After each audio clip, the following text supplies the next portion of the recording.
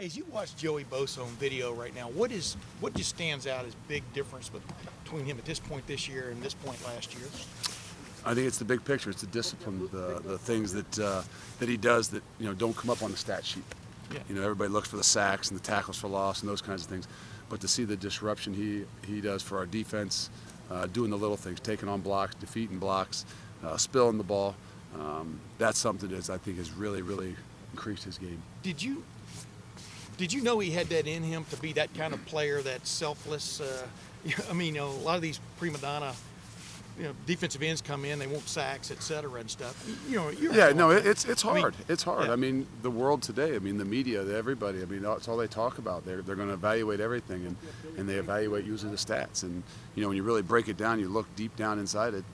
He's the example to what you want everybody to do, to not worry about the selfish things, not harp on the stats, but the little things that matter. And the great thing about it is you've seen the maturity in him, and you've seen that really kind of permeate throughout the entire team. Could he be an outstanding three technique in college football if you just wanted to put him there? He could be an outstanding three technique. He could be an outstanding end. He could be an outstanding nose guard. I'm not sure he wouldn't be an outstanding middle linebacker. I mean, he can do it all. Would he be a great three technique? Definitely. Obviously there's some different things, but I wouldn't overcomplicate it. I would say he can meet, defeat blocks, and he can get off the ball really well. So he could play anywhere, probably across that line. Last season, towards the end of the year, your defense obviously rose to the occasion in the postseason. Do you kind of see that same trajectory with this unit right now? Well, that's where we like to go. I mean, we talk about it from the time of spring ball started to the time fall camp started, that ultimately you got to play your best ball at the end of the year. And that's what November is all about. So everything that we had done previously and what we worked to is, hey, what we got to do is put our best foot forward, and we got to continue to be consistent in what we're doing and make sure that we're going to play our best ball at the end of the year. You have some guys that have played out there in the wind tunnel there at Memorial Stadium. It seems like it's usually tough for the Buckeyes when they go out there. Have you talked to them much about that, about how things can get kind of tricky out there at Illinois? Haven't talked to them a lot yet. Obviously, it's a Monday, so we're still continuing to do our stuff as we get them back in here tomorrow. That'll be obviously something we continue to talk about. But most of these guys have played over there, so a lot of them have. So they'll know what they're walking into, and ultimately, I don't know that it affects us in the wind tunnel as much as it might affect the offense. So it can be a good thing defensively at times. What is it about that place, though? Do you have good memories of that place or bad memory? I mean, it just seems like weird stuff sometimes happens over there. I mean, how far you want to go back? There's, if you really dive deep into this mind, there's a lot of good and bad. Unfortunately, as a coach, sometimes you remember the bad ones too often. Yeah. But there's some really good ones too. So I mean, every place you go is going to pose a new challenge. Every team you step up against, that you're going to get their best shot because of the block O on your chest. How much better were they? Obviously, they're playing Purdue last week. How much better were they on offense with Ferguson back in the game, though? They're running back.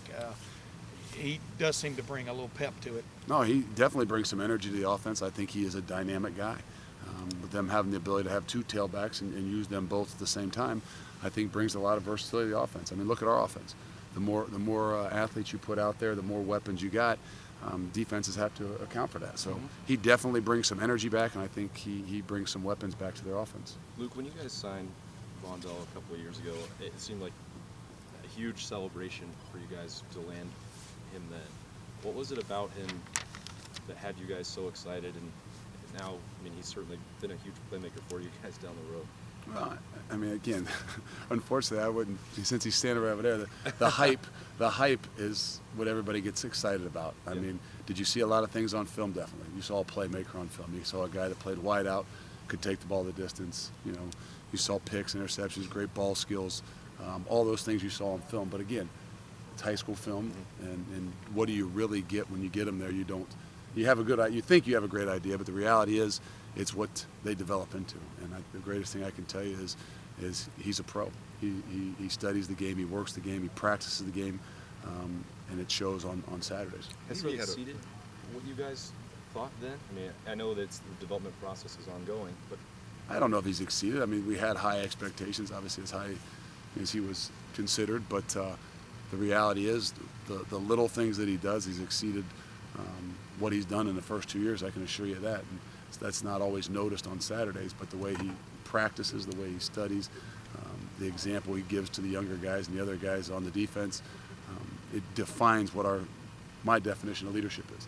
Make others around him better. And Luke, he really had to earn his stripes. Coach Ash has talked about this, how Vaughn didn't even start the opener last year. He had such a great season last year, but he really had to earn his way. He wasn't just given anything. Can you talk about maybe what's the difference with him?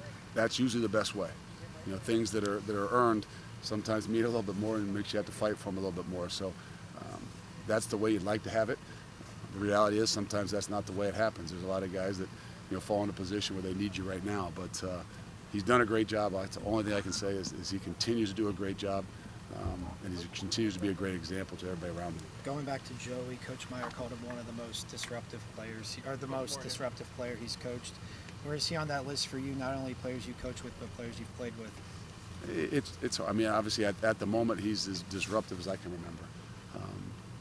To really, once it's all said and done, and you kind of look back, you can probably get a little bit better grasp on it. But the reality is he's incredibly disruptive. The ability for him to move around, like we said, from end to three technique, all different areas, all different spots, I think causes more disruption even than we know. Do you still keep in touch with Mike Vrabel, and how much do you guys still? I'm sure you keep in touch. How often do you guys talk? He's not talking a whole lot, so as often as we used to, not quite as much. Text messages, but you get in the season, we're all grinders, and you don't get a whole lot of free time. They had a bye this week, and he still didn't answer his phone, so I harass him for that. As somebody who prefers criticism to praise and is never satisfied, how would you kind of judge where this defense is right now? We got to finish, and you can say whatever you want to say, and ultimately you're going to be remembered on how you play in November. And I think we've said that from the start of fall camp. We said that last year in spring. The little base fundamental things are going to show up when it really gets down to it in November. When you say finish, he also referred to the fourth quarter. Because obviously played lights out for 3 quarters and didn't finish particularly great. And that's exactly what we got to be able to do. And that's a sign of maturity, and that's a sign of leadership. But do you think all the pieces are in place for you to be that team, that defense? We can be. All right, thanks everybody. Thanks, Luke. Appreciate it. Brief, right? You said Yeah. be brief. See? I didn't say be Exactly. brief. He said be brief.